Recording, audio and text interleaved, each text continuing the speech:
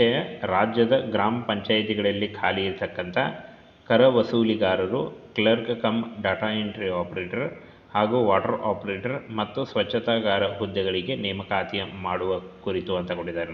ಅಧಿಸೂಚನೆಯನ್ನು ಕೂಡ ಬಿಡುಗಡೆ ಮಾಡಿದ್ದಾರೆ. ಹಾಗೇನ ಫ್ರೆಂಡ್ಸ್, ಈ ಒಂದು ಹುದ್ದೆಗಳ ಬಗ್ಗೆ ಸಂಪೂರ್ಣ ಮಾಹಿತಿಯನ್ನು ತಿಳಿಸ್ಕೊಡ್ತೀನಿ. ಸಂಪೂರ್ಣವಾಗಿ ಈ ಒಂದು ಹುದ್ದೆಗಳು ಕರ್ನಾಟಕದ ಎಲ್ಲ ಗ್ರಾಮ ಪಂಚಾಯಿತಿಗಳಲ್ಲಿ ನೇಮಕಾತಿ ಮಾಡಿಕೊಳ್ಳಲಾಗುತ್ತೆ. ಹಾಗೇನ ಈ ಒಂದು ಹುದ್ದೆಗಳು ಕಾಯಂ ಉದ್ಯೋಗಗಳಾಗಿರ್ತಾವೆ ನೋಡಿ. ಬನ್ನಿ ಈಗ ಇದರ ಬಗ್ಗೆ ಸಂಪೂರ್ಣ ಮಾಹಿತಿಯನ್ನು ತಿಳಿಸ್ಕೊಡ್ತೀನಿ. ಹಾಗೆ ಈ ಒಂದು ನೋಟಿಫಿಕೇಷನ್ ಬೇಕಾದಲ್ಲಿ ಫ್ರೆಂಡ್ಸ್ ನಮ್ಮ ಟೆಲಿಗ್ರಾಮ್ ಚಾನಲಲ್ಲಿ ಹೋಗಿ ಈ ಒಂದು ನೋಟಿಫಿಕೇಷನ್ನ ಕೂಡ ನೀವು ತೆಗೆದುಕೊಳ್ಬೋದು, ಅಂದರೆ ಡೌನ್ಲೋಡ್ ಮಾಡ್ಕೊಳ್ಬೋದು.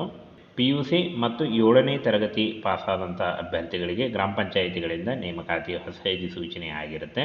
ಹಾಗೇನ ಈ ಒಂದು ಹುದ್ದೆಗಳಿಗೆ ನೇಮಕಾತಿ ನಿಮ್ಮೂರ ಗ್ರಾಮ ಪಂಚಾಯಿತಿಗಳಲ್ಲಿ ಕೆಲಸ ಸಿಗುತ್ತೆ ನೋಡಿ. ಹಾಗೇನ ರಾಜ್ಯಾದ್ಯಂತ ಗ್ರಾಮ ಪಂಚಾಯಿತಿಗಳಲ್ಲಿ ಕೆಳ ಹಂತದ ವಿವಿಧ ಹುದ್ದೆಗಳು ಖಾಲಿ ಇದ್ದು ಇವುಗಳ ಭರ್ತಿಗೆ ಗ್ರಾಮೀಣಾಭಿವೃದ್ಧಿ ಮತ್ತು ಪಂಚಾಯತ್ ರಾಜ್ ಇಲಾಖೆ, ಕರ್ನಾಟಕ ಪಂಚಾಯತ್ ರಾಜ್ ಆಯುಕ್ತಾಲಯದಿಂದ ಆಯಾ ಜಿಲ್ಲೆಗಳಿಗೆ ಜಿಲ್ಲಾ ಪಂಚಾಯಿತಿ ಆಡಳಿತಾಧಿಕಾರಿಗೆ ಆದೇಶ ಹೊರಡಿಸಲಿದೆ ಅಂತ ಕೊಟ್ಟಿದ್ದಾರೆ ನೋಡಿ. ಹಾಗೆಯೇ ಈ ಒಂದು ಹುದ್ದೆಗಳಿಗೆ ಅರ್ಜಿ ಸಲ್ಲಿಸುವಂಥ ಅಭ್ಯರ್ಥಿಗಳಿಗೆ ಏನು ವಿದ್ಯಾರ್ಹತೆ ಇರಬೇಕು, ಹಾಗೆ ಹೇಗೆ ಅರ್ಜಿ ಸಲ್ಲಿಕೆ ಎಂಬ ಸಂಪೂರ್ಣ ಮಾಹಿತಿ ವಿಡಿಯೋದಲ್ಲಿರುತ್ತೆ ನೋಡಿ. ಇನ್ನು ಫ್ರೆಂಡ್ಸ್, ಇಲಾಖೆಯಲ್ಲಿ 6026 ಹುದ್ದೆಗಳಿಗೆ ನೇಮಕಾತಿ ಇರುತ್ತೆ ನೋಡಿ. ಕೆಳ ಹಂತದ 4 ಹಂತದ ಹುದ್ದೆಗಳಾಗಿರ್ತವೆ. ಕರ್ನಾಟಕ ಪಂಚಾಯತ್ ರಾಜ್ ಇಲಾಖೆಯಿಂದ ನೇಮಕಾತಿ ಆಗಿರುತ್ತೆ.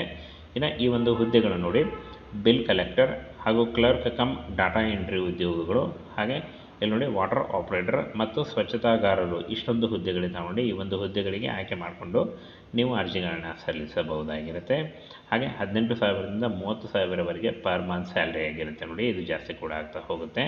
ಹಾಗೇನ ಫ್ರೆಂಡ್ಸ್, ಬಿಲ್ ಕಲೆಕ್ಟರ್ ಹುದ್ದೆಗಳಿಗೆ ಅರ್ಜಿ ಸಲ್ಲಿಸುವಂಥ ಅಭ್ಯರ್ಥಿಗಳಿಗೆ, ಕರ ವಸೂಲಿಗಾರರು ಹುದ್ದೆಗಳಿಗೆ ದ್ವಿತೀಯ PUC ಕೇಳಿದ್ದಾರೆ ನೋಡಿ. ದ್ವಿತೀಯ PUC ಉತ್ತೀರ್ಣರಾದಂಥ ಅಭ್ಯರ್ಥಿಗಳಿಗೆ ಕರ ವಸೂಲಿಗಾರರು, ಬಿಲ್ ಕಲೆಕ್ಟರ್ ಈ ಒಂದು ಹುದ್ದೆಗಳಿಗೆ ಅರ್ಜಿಗಳನ್ನು ಸಲ್ಲಿಸಬಹುದು. ಹಾಗೇನ ಇನ್ನು ಕ್ಲರ್ಕ್ ಕಮ್ ಡಾಟಾ ಎಂಟ್ರಿ ಆಪರೇಟರ್ಗಳಿಗೆ PUC ಕೇಳಿದ್ದಾರೆ, ಜೊತೆಗೆ ಕಂಪ್ಯೂಟರ್ ಜ್ಞಾನವನ್ನು ಹೊಂದಿರಬೇಕಾಗತ್ತೆ. ಹಾಗೆ ವಾಟರ್ಮ್ಯಾನ್ ಹುದ್ದೆಗಳಿಗೆ 7ನೇ ತರಗತಿ ಕೇಳಿದ್ದಾರೆ ನೋಡಿ. 7ನೇ ತರಗತಿ ಆದಂಥ ಅಭ್ಯರ್ಥಿಗಳು ವಾಟರ್ಮ್ಯಾನ್ ಹುದ್ದೆಗಳಿಗೆ ಅರ್ಜಿಗಳನ್ನು ಸಲ್ಲಿಸಬಹುದು.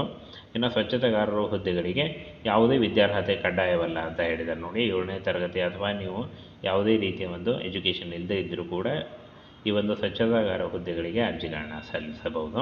ಇನ್ನು ನೇಮಕಾತಿ ಪ್ರಕ್ರಿಯೆ ಯಾವ ರೀತಿಯಾಗಿ ಇರುತ್ತೆ ಅಂತ ನೋಡೋದಾದರೆ, ಗ್ರಾಮ ಪಂಚಾಯಿತಿಗಳಲ್ಲಿ ಖಾಲಿ ಇರತಕ್ಕಂಥ ಡಾಟಾ ಎಂಟ್ರಿ ಆಪರೇಟರ್ ಮತ್ತು ಬಿಲ್ ಕಲೆಕ್ಟರ್ ಹಾಗೂ ಆಪರೇಟರ್, ಹಾಗೆ ನೋಡಿ ವಾಟರ್ ಆಪರೇಟರ್ ಹಾಗೂ ಸ್ವಚ್ಛತೆಗಾರರು ಈ ಒಂದು ಹುದ್ದೆಗಳಿಗೆ ಜಿಲ್ಲಾ ಪಂಚಾಯಿತಿಗಳು ನೇಮಕಾತಿ ಅಧಿಸೂಚನೆ ಹೊರಡಿಸಿ ಜಿಲ್ಲಾ ಮಟ್ಟದಲ್ಲಿ ನೇಮಕಾತಿಯ ಪ್ರಕ್ರಿಯೆ ನಡೆಸಿ ಆಯ್ಕೆ ಪಟ್ಟಿ ಬಿಡುಗಡೆ ಮಾಡಲಿದೆ ಅಂತ ಹೇಳಿದ್ದಾರೆ ನೋಡಿ. ಹಾಗೇನ ಫ್ರೆಂಡ್ಸ್, ಈ ಒಂದು ಹುದ್ದೆಗಳಿಗೆ ಅರ್ಜಿ ಸಲ್ಲಿಸುವಂಥ ಅಭ್ಯರ್ಥಿಗಳು ಅಫಿಷಿಯಲ್ ವೆಬ್ಸೈಟ್ಗೆ ಹೋಗಿ ನೀವು ಅರ್ಜಿಗಳನ್ನು ಸಲ್ಲಿಸಬೇಕಾಗತ್ತೆ. ಆದರೆ ಫ್ರೆಂಡ್ಸ್, ಈ ಒಂದು ಏನು ನೋಡಿ ಅಧಿಸೂಚನೆಯನ್ನು ಬಿಡುಗಡೆ ಮಾಡಿದ್ದಾರೆ ಅಷ್ಟೇ. ಹಾಗೆ ನೇಮಕಾತಿ ಪ್ರಕ್ರಿಯೆ ಇನ್ನೂ ಶುರುವಾಗಿಲ್ಲ. ಇನ್ನೇನು ಕೆಲವೇ ದಿನಗಳಲ್ಲಿ ಈ ಒಂದು ಹುದ್ದೆಗಳಿಗೆ ಅರ್ಜಿ ಸಲ್ಲಿಕೆ ಶುರುವಾಗುತ್ತೆ ನೋಡಿ. ಹಾಗೆ ಫ್ರೆಂಡ್ಸ್, ಇನ್ನೊಮ್ಮೆ ನಿಮಗೆ ಅರ್ಜಿ ಸಲ್ಲಿಕೆ ಶುರುವಾದಾಗ ಆನ್ಲೈನ್ ಮೂಲಕ ಯಾವ ರೀತಿಯಾಗಿ ಅರ್ಜಿಗಳನ್ನು ಸಲ್ಲಿಸಬೇಕು ಅಂತ ಕೂಡ ತಿಳಿಸ್ಕೊಡ್ತೀನಿ.